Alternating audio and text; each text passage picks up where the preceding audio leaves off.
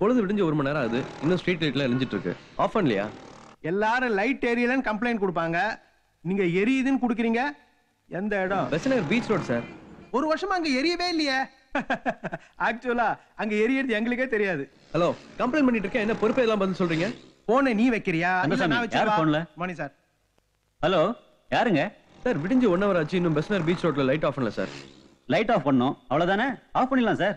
எரிஞ்சா எரிஞ்சிட்டு போகுது, நமக்கு என்னன்னு போகாம போன் பண்ணி சொன்னீங்களே. உங்களை மாதிரி வயசுல பெரியவங்க தான் இப்படி பொறுப்பா நடந்துப்பாங்க. ஐயோ சார், எனக்கு 20 வயசு தான் ஆகுது. 20 வயசு தான் ஆகுதா? பின்ன இபி ஆபீஸ்ல உட்கார்ந்திருக்கீங்க, ஷாக் இல்லாம இருக்குமா? 20 வயசுல இவ்வளவு பொறுப்பும் அக்கறையும் இருக்கிறது ரொம்ப பெரிய விஷயம். இதுக்காக உங்களை விட உங்களை வளர்த்த அப்பாவை தான் பாராட்டணும். நான் அப்புறம் பேசுறேன்.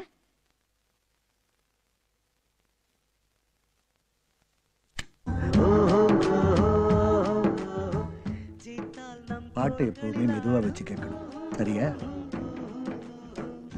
கேப்பி அதட்டி சொன்னாங்க, அதான் நாங்க கேட்கல. நீங்க சாப்பிட்டா சொன்னீங்க. பாத்தீங்களா சம்பந்தி, நீங்க சொன்னா கேக்குறாங்க, நான் சொன்னா கேக்குறது இல்ல. குழந்தைங்க கூட தெரிஞ்சு வச்சுக்கிட்டு இருக்காங்க, இது உங்க வீடு, இங்க நான் சும்மாவே உட்கார்ந்து ஓசி சாப்பாடு சாப்பிடுறேன்னு. என்னதான் இருந்தாலும் நான் விருந்தாளி தானே. விளையாட்டு கூட அப்படி சொல்லாதீங்க. இல்லையா பின்ன? இன்னும் 6 மாசத்துல உங்க பெரிய பையன் அமெரிக்கால இருந்து வந்து என் பொண்ணையும் பேர பிள்ளைங்களும் கூட்டிட்டு போயிடுவாரு. அதுக்கப்புறம் நான் எப்படி இங்க இருக்கிறது? கோயில் குளம் போக வேண்டியதானே. உங்களை சம்பந்தியா நினைச்சிருந்தா இந்த வீட்டோட நிர்வாகத்தை இப்படி உங்ககிட்ட கொடுத்துருப்போமா? இத்தனை வருஷம் ஆகியும் நீங்க தான் எங்களை அப்படிதான் நினைக்கிறீங்க. என்பியோட கேபி ஐட்டா இருக்கே. என்னது என்பி கேபி? கேபினா கஸ்தூரி பாட்டி, என்பினா நிர்மலா பாட்டி இல்லடா? இல்ல இல்ல, கேபினா கெட்ட பாட்டி, என்பினா நல்ல பாட்டி. அப்படிலாம் சொல்லக்கூடாது.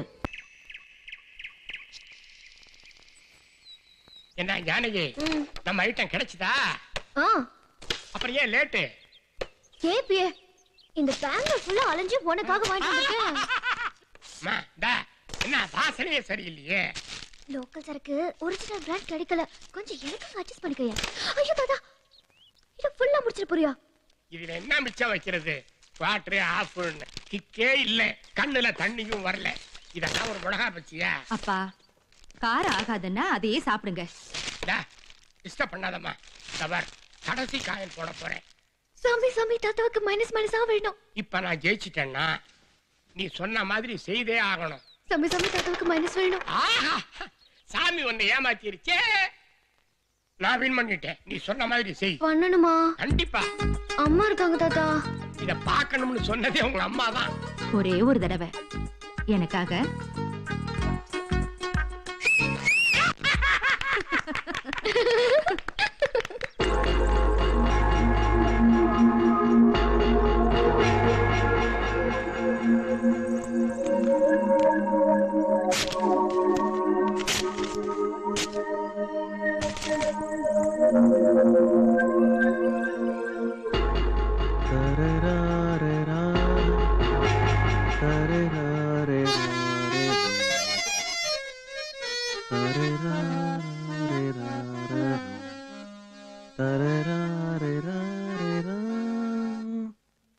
மாமா, நீங்க சொன்ன சபா செக்ரட்டரி கூட்டி வந்திருக்கேன் மாமா.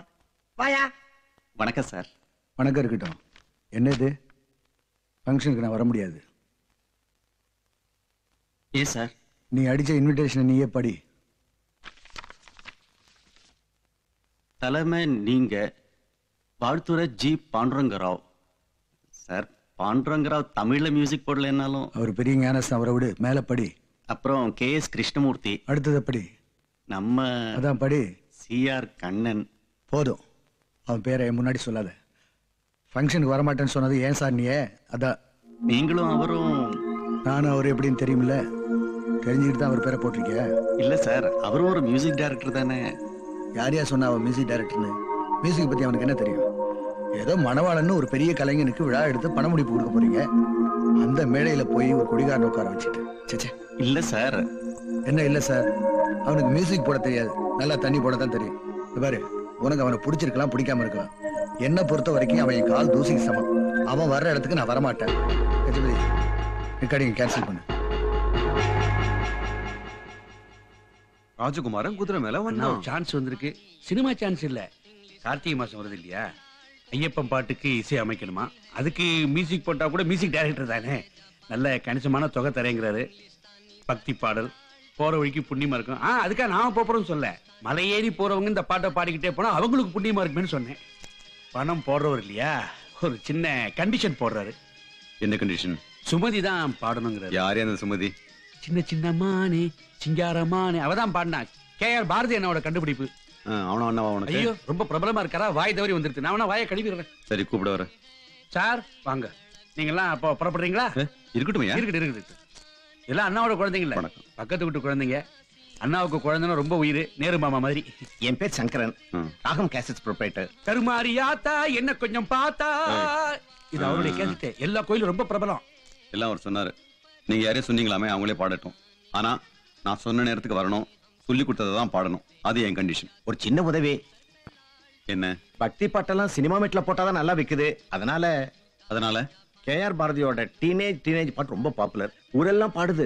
ஆமா, ஐயப்பன் கூட டீனேஜ்ல தான் மலைக்கு போனாரு. அதே டியூனை காப்பி அடிச்சு இவர் போட்டு கொடுத்தாலே நல்ல வியாபாரம் ஆகும். காப்பி அடிச்சு வெளில போயா? இப்ப என்ன சொல்லிட்டா நீ வேற என்ன விரட்டாத? என்ன விரட்டாம என்ன சார் செய்வாங்க? இன்னொருத்தர் பாட்டை காப்பி அடிச்சுன்னா போன்னு சொல்லாம வான்னு கூப்பிட்டு கொஞ்சுவாங்களா? KR எங்கேயோ இருக்காரியா, என்னவோ பேசுறாரு. வரட்டுக்கு வரும் பார்க்காம அந்த டியூனை காப்பி அடிச்சு போட்டு கொடுத்தா இவர் பொழைப்பாத நடக்குமென்னு சொன்னா. KR பாரதி டியூனை காப்பி அடிச்சு பொழப்பணும் எனக்கு ஒன்றும் அவசியம் இல்லை. அதுக்கு அரைமணி கழுத்தை உத்தத்தை தொங்கலாம். KR பாரதி உங்களுக்கு வேணா பெரிய ஆளா இருக்கலாம். என்ன பொறுத்த வரைக்கும் அவன் இந்த மூலையில கிடக்குதா அந்த குப்பைக்கு சமானவன். யாரையா குப்பை? நீரையா குப்பை? இன்னொரு பாரதியை பத்தி பேசுறேன், கெட்ட கோவம் வருது.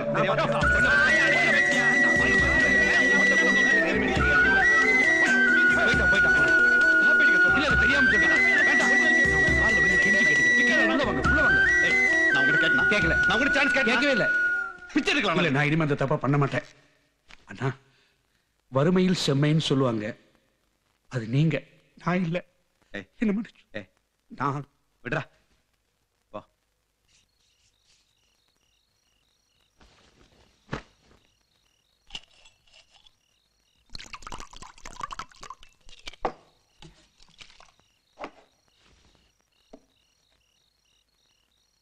ராமநாதன், ராமநாதா, இதோ வந்துட்டேன்.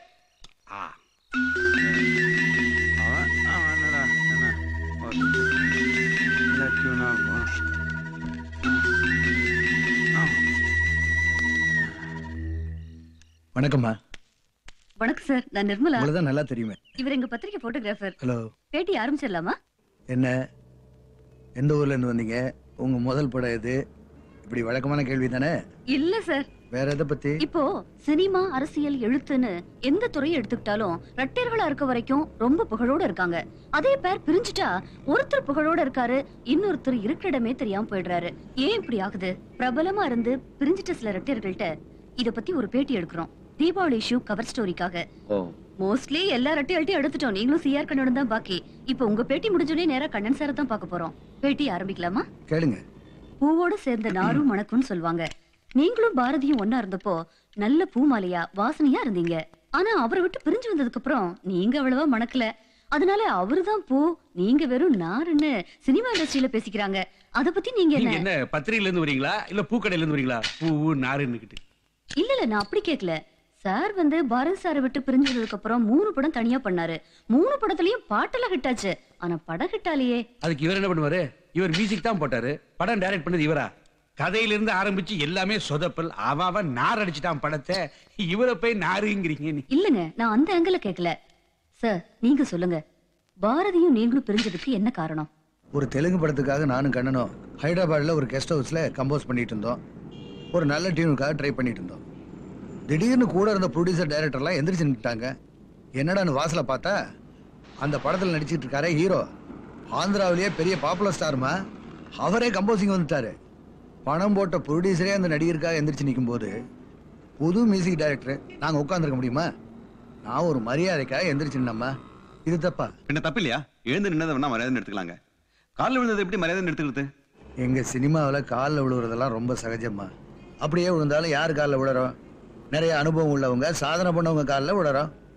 நாம காலில் விழுறதுனால அவங்களுக்கு ஒரு சந்தோஷம் வருதுன்னா நாம காலில் விழுறதுல என்ன தப்பு? அதை ரைட்டுன்னு சொல்லலாம், தப்புன்னு சொல்லலாம். ஆனா ஒண்ணுமா, எங்க இண்டஸ்ட்ரியில வெறும் திறமையை வச்சுட்டு ஒன்றும் பண்ண முடியாது. எவன் ஒருத்தன் விட்டு கொடுத்து அட்ஜஸ்ட் பண்ணி போறானோ அவன் தான் சினிமாவில் முன்னுக்கு வர முடியும். அதுக்கு பேர் அட்ஜஸ்ட்மெண்ட் இல்லைங்க, காக்கா பிடிக்கிறது. காக்கா பிடிச்சிதான் நான் முன்னுக்கு வரணும்னா நான் பின்னாலே இருந்து போறேன். என்ன இப்ப நான் வந்து சரஸ்வதியை மனசுல நினைச்சுக்கிட்டு ஒரு டியூனை போறேன், ஒரு பாட்டை போடுறேன். அந்த பாட்டுக்கு ஜஸ்ட் வாயசிக்கிற ஒரு நடிகை வந்தா நான் எதுக்கு எழுந்து நிக்கணும் சொல்லுங்க? எழுந்து நிக்காத போய் ஒரு பெரிய பிரச்சனை ஆகிட்டாங்க. கண்ணை எந்திரிச்சு நிக்காதது மட்டும் பிரச்சனை இல்லம்மா. அன்னைக்கு என்ன நடந்தது தெரியுமா? அந்த பெரிய ஸ்டார் கம்போசிங் வந்தார் சொன்னல, அவரு டியூனை இப்படி போடுங்க அப்படி போடுங்கன்னு சில ஐடியா கொடுத்தாரு. அவரு பெரிய ஸ்டாருமா, அவருக்கு லட்சக்கணக்கான ரசிகர்கள் இருக்காங்க. தான் படத்து பாட்டு சூப்பர் ஹிட் ஆகணும்னு அவர் ஆசைப்படுறதுல என்ன தப்பு? அது நேச்சுரல் நான் நினைக்கிறேன். ஆனா சிஆர் கண்ணன் அப்படி நினைக்கலையே.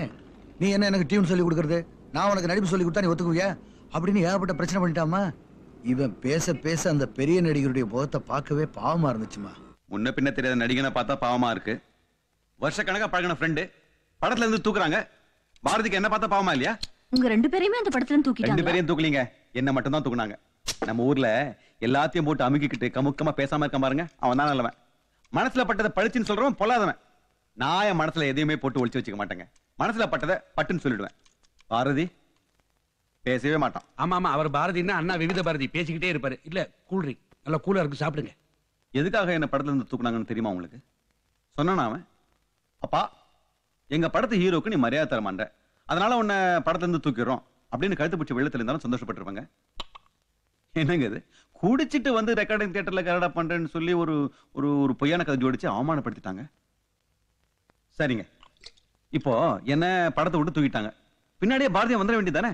அதானே ரெட்டையர்னு அர்த்தம். அவன் பாட்டுக்கு தனியா அந்த படத்துக்கு மியூசிக் பண்ண உட்காந்துட்டாங்க.